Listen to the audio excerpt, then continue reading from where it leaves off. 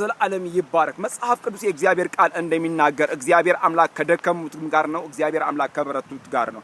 እግዚአብሔር አምላክ ቸር ነው ብያቸዋለሁ። ለያዕቆብ ቤት ቸር ነው፣ ለልጁ ለመስፍን ቸር ነውና ስንደክም እግዚአብሔር አምላክ ብርቱ ነው፣ ስንበረታም እግዚአብሔር አምላክ ብርቱ ነው። በእኛ ድካምም እግዚአብሔር አምላክ ይገለጣል፣ በእኛ ብርታትም ይገለጣል።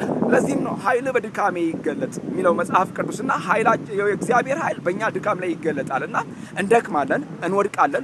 ለደከማችሁ ነው ማወራው ወይም ከእግዚአብሔር ፊት ለራቃችሁ የጸሎት ህይወት ለራቀባችሁ ወይም ደግሞ ጌታን እንደማይሰማ ለምትቆጥሩት እግዚአብሔር ከኔ ጋር አይደለም ረስቶኛ ትቶኛል ለምትሉት አንድ ነገር ልባላችሁ። እናት የወለደችውን ልትረሳ ትችላለች።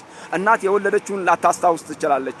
እኔ ግን አልተዋችሁም አልጥላችሁም ሲል በእጁ መዳፍ ላይ እንደቀረጸ በዘላለም ኪዳን ላይ እንደቀረጸ እግዚአብሔር አምላክ እንደሚያተርፋችሁ እግዚአብሔር አምላክ እንደሚያኖራችሁ እግዚአብሔር አምላክ አቅም እንደሚሆናችሁ እግዚአብሔር አምላክ ከናንተ ጋር ነኝ እንደሚል ይናገራልና ብዙ የዘመረ ሊደክም ይችላል። ብዙ የሰበከ ሊደክም ይችላል።